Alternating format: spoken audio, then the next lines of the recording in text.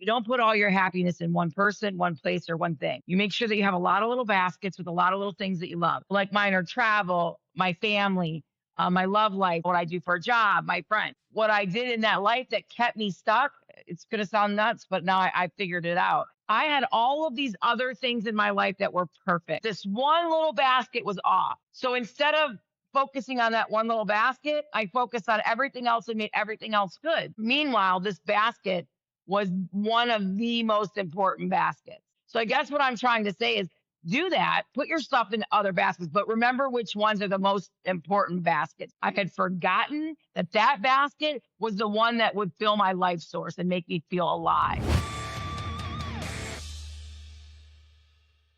Welcome to another week of the Health, Tech, and Wellness Podcast. Have you ever felt like your life is moving, but you're not? Like everything around you is shifting, but you're still stuck in that exact same space. Same thoughts, same emotional reactions, same frustrations. But here's the uncomfortable truth. Most of the time, you're stuck, but that doesn't have to be permanent. And today we're going to break down exactly what happens psychologically, why we stay in those things. But first, if you're new here, I'm John Adams, and as always, I'm joined by Crystal Nevedale. So Crystal, real quick, this whole episode came together because literally you showed me a video that you took down at Black River and you're watching just the water flow by a stick that was stuck on a rock, right?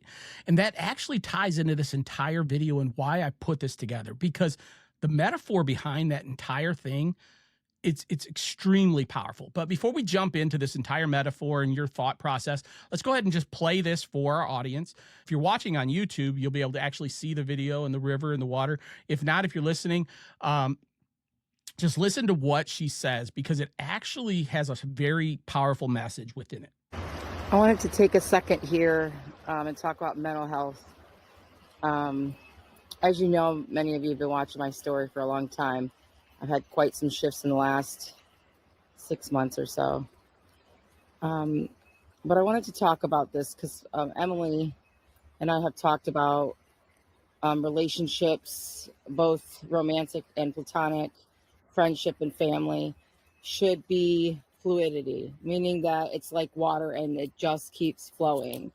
And I was walking by the river and the river's broke and I'm down at the Vermilion River and I see this one log, everything's moving around it, but this one log is stuck in place on this rock and has nowhere to go.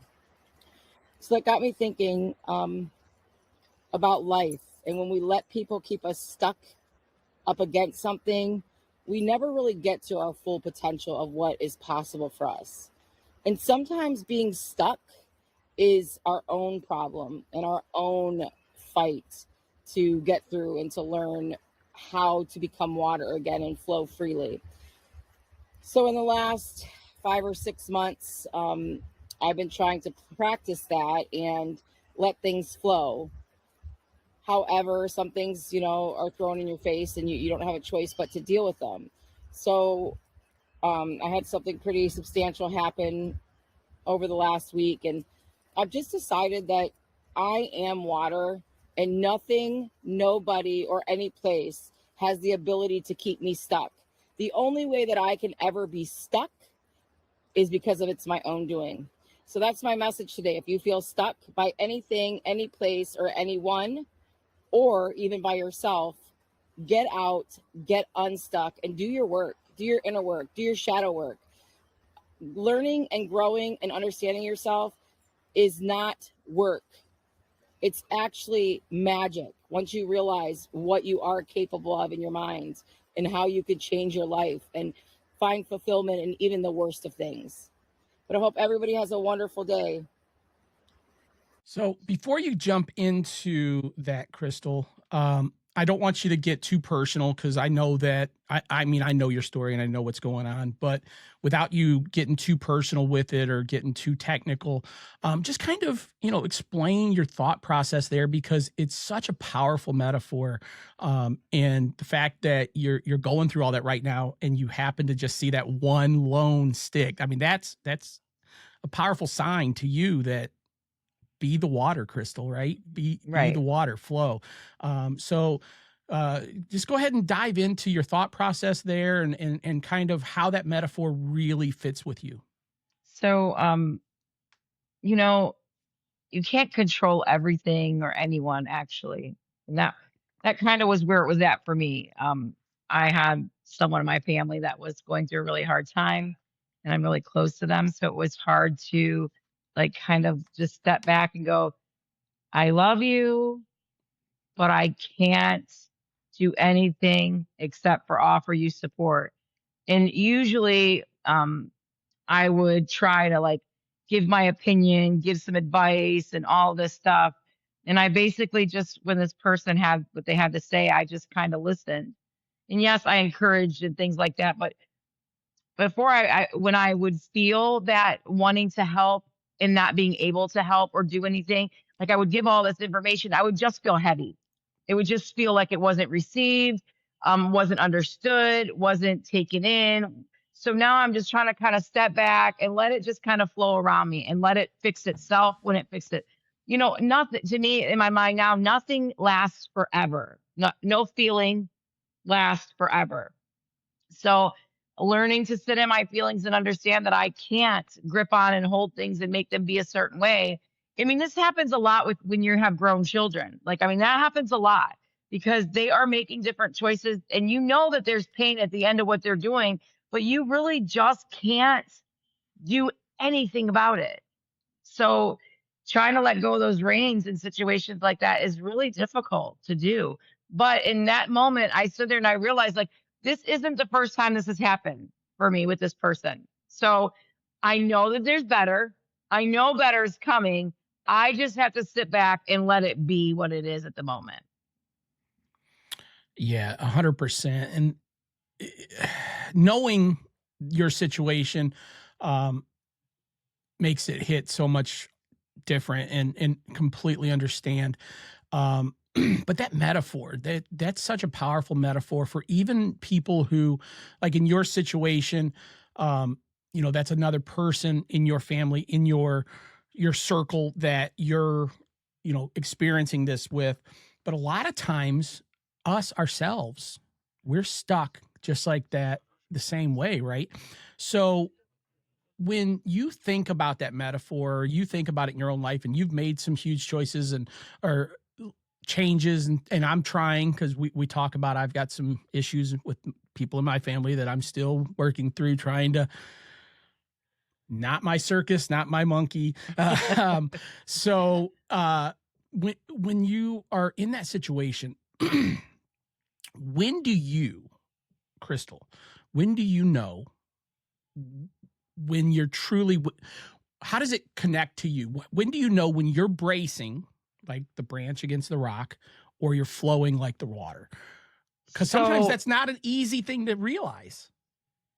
It is if you try to listen to your body. Your body's never going to lie to you. If you're tense in your shoulders, if your neck's hurting, if you're getting headaches, it's the bracing. It really is. Your body does the same thing. It tenses up. And you could feel it. And when you relax, you could feel it. Sometimes you're going through the whole day and you don't even realize you're that tense. But that's when you know you're bracing. Like, it doesn't feel good in your stomach. Like when you sit back and you say, hey, does this next decision I'm going to make, does it feel good? And it takes a minute to get used to feeling, is that a good decision or a bad decision? And they're not really good or bad. It's just one or the other, really. But it's really just knowing how it feels inside your body when you're getting ready to make that decision. Exactly. And that's the big thing with those situations, is you really have to pay attention to yourself, because in that moment, let's just go back to the log and the rock and the water metaphor for a moment. In that moment, the log isn't weak because it's stuck. It's just stuck. The rock isn't evil because it's holding the stick there. And the water isn't being emotional by just flowing past and not helping the stick. At that moment, all three are in their own little world and they're just doing them, right? So we don't always notice, so we can adapt in that moment, unless you get personal with yourself you meditate, you think, and you get to understand those feelings that we're holding on to. And that's why there's an online therapist that I would love to try, and I've been shooting out to try to see if I can get our first kind of sponsor. I shot him a couple emails. We'll see. We're small. We may not. But at the end of the day, talking to somebody, a therapist or anybody, it's not weakness. I'm not saying that's for everybody. I'm not saying that that's the magic cure. I'm just saying for some people, they think that that's weakness. I'm never going to talk to anybody. There's other options, and we've lived through a lot, and we are still living through a lot, and you can listen to us all day, and I'm glad you do. But sometimes, reaching out to somebody who can help you deal with those situations and actually get into learning how it feels in your body, the tense shoulders and all of that stuff is the only way that you're going to be like the water and adapt and just flow around. So let me try to think of another way to put this. The only way that you can ever be stuck is because it's your own doing. That friction that's holding the stick, yes, the stick has rough bark, the stick and the rock is probably rough until the river wears it down. But we create that same friction, right? Like you were saying in this situation, it's not you, it's somebody else, and you're just feeling it, and you're expressing how that person's stuck. But you could have also been stuck in that mental state. I was stuck in that. In the beginning of this situation, which has been going on for a few years now, I was stuck. There were days that I didn't know how to deal with it, and it was killing me internally. The fear that I had, the stress, all of it. And now I've gotten to a point where I realize, so for me, I'm just going to put it out there. It's a drug addiction problem, okay? That's what it is. So this person that has the problem, I love very much. I went from being fearful and living in not knowing if I would walk through a door and that person would not be alive, to now accepting that this is a part of the process. This is a part of their healing. This is, there's going to be times where we fall off the wagon or whatever it is. But I just have to understand that I cannot take responsibility for that. And I can't force anything. I can't tell how to do it. They got to figure it on their own. And I lived that stuck with myself in that situation. I already did that for about 8 months. And I was not myself. I didn't feel good. My body didn't feel good. My mind, my emotional state, all of it was out of whack. And once I kind of released that responsibility and that I can't do anything about it, now it does hurt. It does scare me. It does worry, but it's very short now because I know I cannot do anything but be there. That's the only thing I could do. That's all you can do. And sometimes in those situations, that's the best thing you can do. Let's unpack that for a second. So you went through the self-blame. If I don't do anything, what if something happens? Oh my God, I got to do something. You realize the ownership is not yours. You can force all you want, but all that's going to do is push the person away. So you realize the ownership is on that person. And ownership, there's a spot in your brain, the prefrontal cortex, that just that's where it all lives, right? Blame activates defensiveness. You're going to get defensive now if you keep blaming yourself. And now you're going to say, well, if I don't do this, so I've got to get in and I've got to. All that's going to do is push that person further away, probably push them further into it, and then also drive you completely nuts and push you further into making them more nuts. All you can do is be there. All you can do is say, I'm here for you. If you truly want help, I'm here to help you. But there's not a lot I can do other than that. And it is a process, realization, it is a process. Like when it first hits and you don't really know what to do with it, there's a lot of emotions in it. So once you're able to step back, and everybody's different, you might be able to do that in a week. You'd be able to do that in a month. It might take you 6 months. It might take you 3 years before you let go of that and let go of the blame and your fault in it, which no one has any fault in it. Everybody makes their own decisions. But when you're close to somebody, you tend to do that. What could you have done Well, different? All the stuff. yeah. And like you just said, even if you don't have the what could I have done differently, it's what can I do differently? What can I do? Right. When it's not, let's go back to which we laugh about, but let's go back to your not my circus, not my monkey. Yes. If it's a family member that's close to you, we feel like, oh, a child or even a cousin or your own parent, whatever that family member is, we feel like, okay, well, that's a close enough person. I need to. How can I? Well, there's certain situations where we can help, but in a drug addiction or it could be their relationship with their spouse and there's some negativity going on. We might think, well, if I can help, how can I? A lot of times we just got to realize we can't. All we can do is listen. Be there. Do you notice it? Yeah. I don't know if anybody's ever spoken with a therapist, but if you notice 9 times out of 10, who's doing all the talking? Who's doing 95% to 99% of the talking in any therapist session? Who's doing the talking? You are. You're the person who needs to unpack it all, right?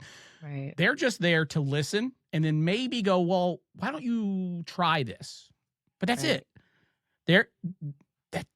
So you got to pull yourself out of that situation and listen, I'm talking to myself. This is for me too, right?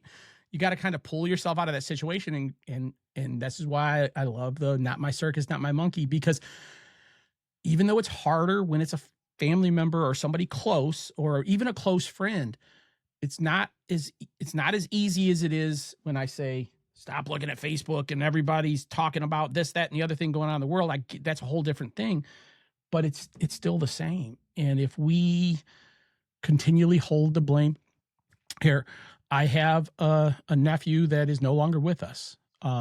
He went through drug addiction off and on, went into, jail, went into prison, came out.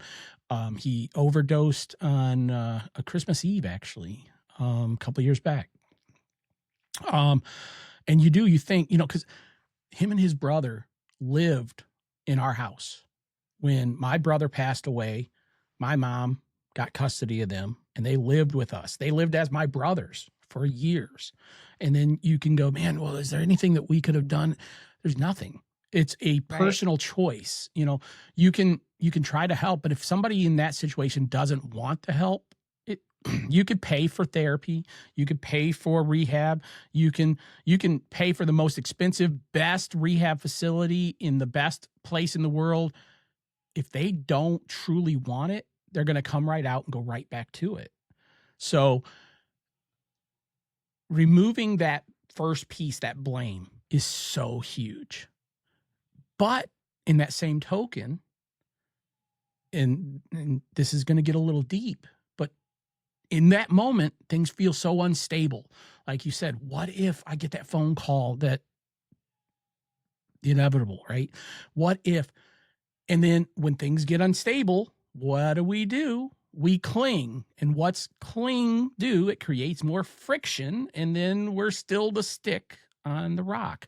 I So think that's for why me too, I think that so the not my circus, not my monkeys is something I usually use for people who are not in my close Yeah. proximity, like for people who are deeply connected to me. So when I'm in that situation, like it's someone I really love, I just try to tell myself it will not always be like this. This is just temporary. It will not always be like this. This is just temporary. And I think that once I tell my mind that enough, it kind of lets go of that. Like there's good to come. It's coming, and it's easy to use that other funny saying when it's somebody that, when it's someone on the outside that you don't have an emotional connection with. But when it's someone close, we need something a little bit more tender to fill that space, And so just knowing this too shall pass, Yeah, this too shall pass. Let's kind of move this into another portion that I think really fits with this scenario. So we've unpacked a little bit of it's not in your control. It's somebody else. Let's kind of move this same thing into somebody who is maybe they're in an abusive relationship or an abusive household, or they're in a situation that they feel like they're stuck in and there's no way out. Whether it could be a job, it could be they're just miserable at their job. They go to work, their boss is just, the worst thing in the world. I'm throwing out Scenarios. crazy scenarios, but in that same situation, you can also feel that same thing, like the stick on the rock. We can feel stuck. And in those situations, it's a little different, right? In those situations, now it's our spot and we're stuck, and we truly do have something that we can do to control it. But first, you got to realize why we don't, right?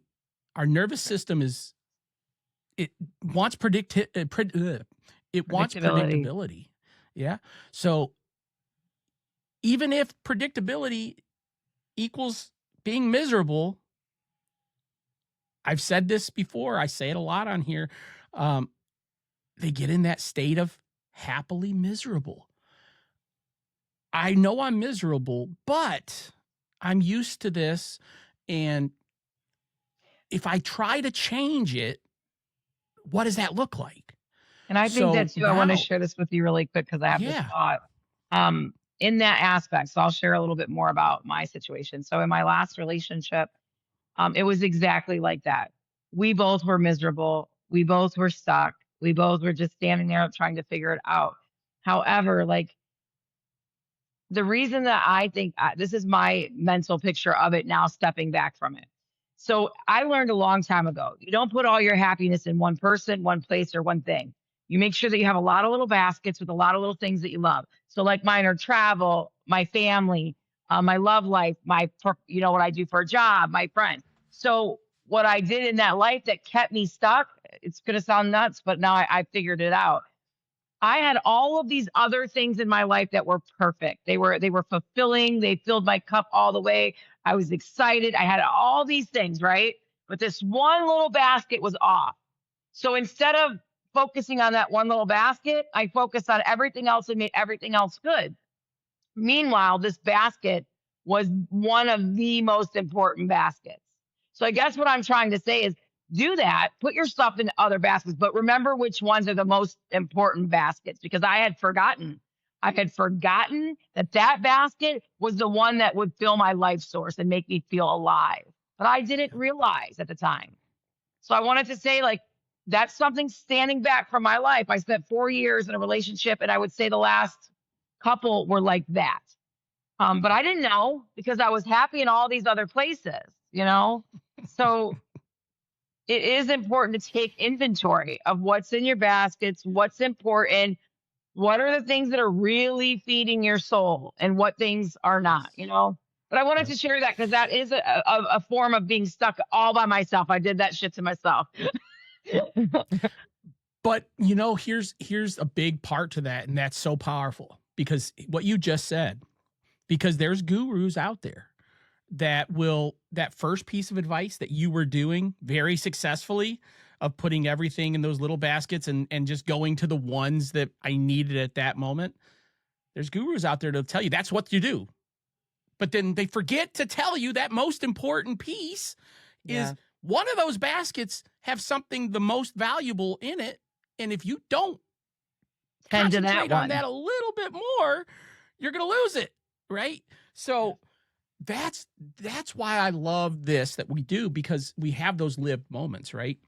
Right. You took something that you probably at some point, because I believe I've read that same thing. So you probably at some point read it in a book or heard it on a podcast from a guru who says, hey, this is how you make happiness. You put them all in little bitty baskets. And then if this one's not working, concentrate on these. Okay, that's a good idea in practice, but what about those other ones that are a little more important that we might forget about? So that's so valuable. I mean, that's powerful. Think about it. Yeah, and I didn't see it that way. I didn't understand that when I was living it. I honestly had no clue what was really happening in my life in that situation until I was able to get away from that situation and realize that is exactly what I had done. Because people are like, how did you live so unhappy like that? because I had a million other things that were filling my cup. I was so happy in Yeah. so many different ways. I just took my focus off the one thing that wasn't really working, which at the time it worked, but it doesn't work long term. It doesn't, you know? It doesn't. So going back to what you just said, that taking inventory piece, that is so valuable because we all need those little things that, because we talk about little things all the time. We all need those little things that kind of keep life in focus and keep us growing, whether it's the positive little things like, you know, putting your shoes by the front door, you know, the guitar out of the case moments, or if it's like you said, the little baskets of things that make me happy that I can kind of go to. But if we don't step back every now and then, because we Right. can get in the routine, even with those little things, I talked about it in the last episode. I'm stuck at a point where I have a goal that I want to get to, but I've gotten into the little things so much that it's just become routine. Now I've got take inventory. Okay, where's the little things that I have to adjust now of those little things so I can now step to the next level.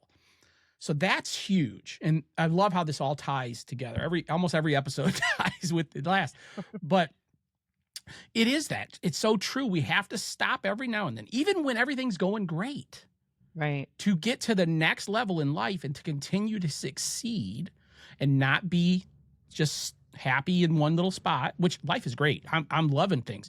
But if I want to continue to grow, amplify, I want to continue to get healthier, if I want to get to running that marathon eventually, you know, step back, take the inventory, make the small adjustments on the small things that I've already built, the habits that I've already built, and now move to the next level. We cling to that stuff because it's working and it makes you feel good. And now, oh my God, I feel so much better than I ever did. But then we forget to take the inventory and go back and go, am I stuck on the rock again? Even though I'm better, is everything still just flowing around me? And am I still moving in the right direction? So that's huge. I love that because that's the biggest piece. And I think honestly, I think we've kind of nailed the whole aspect of that. Do you have any other things that you think we could talk about when it comes to being stuck and just watching the world go past us? I think that we've really, you know, You just hit kind the of nail on given the that head. one. Yeah. So again, thank you for sharing that video. And you go out and you do a lot of those that you put on Facebook all the time. But at the end of the day, I think that's a huge thing that we can all live from because nothing, nobody, or any place has the ability to keep you stuck. Only you can keep you stuck. Only you can only give it permission to do that. You know, it doesn't Yeah, just happen that's it. naturally. Yeah. If it's somebody else that's close to you, listen to them, be there for them, let them know that when they're ready, you're here. But that's it. Let that piece go. And if it's you that is holding on to the rock because you're comfortable there and changing and going with the flow and moving forward in your life is going to be uncomfortable, step back and take that inventory and see, am I truly happy? Do I feel tense all the time? Are my shoulders tight? Am I constantly waking up every morning, you know, scared or frustrated? Ask yourself those things. I want you to ask yourself this tonight when you finish listening to this episode. Where am I gripping something? Where am I resisting change? And where do I need to become the water again? If you know someone who feels stuck right now, maybe it's you, maybe it is that person that you can't really help, but you're there to listen. Just share this episode with them. Let them know that, hey, I know when you're ready, I'm here to listen. But in the meantime, why don't you listen to this episode? These guys were really talking about some deep stuff right there. And if you haven't already, just hit subscribe, hit the bell icon, because you don't want to miss the things that we're talking about. We're getting real. We've lived this life. We're talking a lot about, you know, owning those things that we've been through. We're talking about balance and growth. But the biggest thing of them all is we're talking about it doesn't have to be perfect to move you forward. strive to be perfect in whatever you do, but just because those little things happen, don't dwell on them. Just keep moving forward. Keep being like the water in the river. One analogy that just popped into my head, they always do this. If you're out on a survival, you're on an island, you're surrounded by salt water, you can't drink the water, there's two sources of water on the island.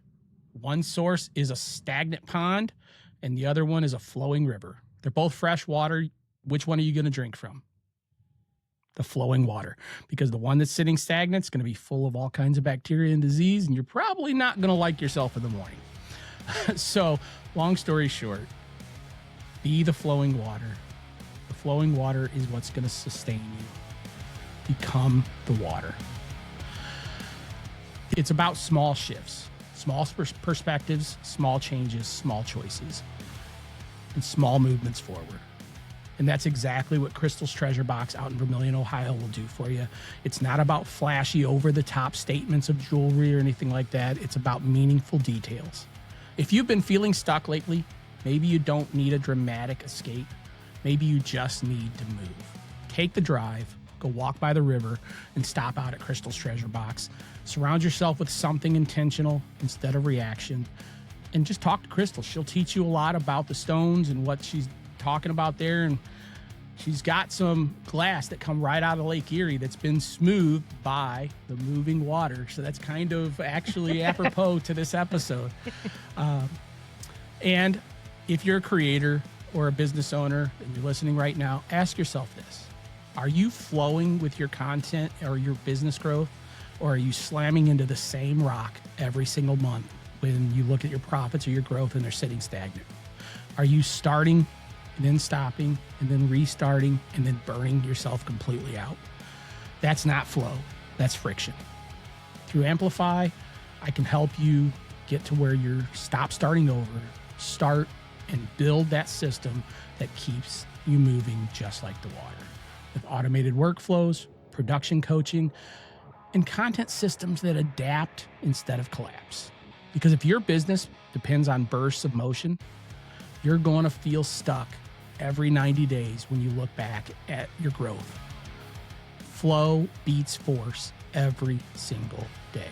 If you're tired of bracing against your own business, it might be time to build something that moves with you. So as we close, just remember this. We don't have to break the rock. We just have to stop bracing against it. And as always, stay healthy. Stay balanced. And keep driving forward. We'll see you next time.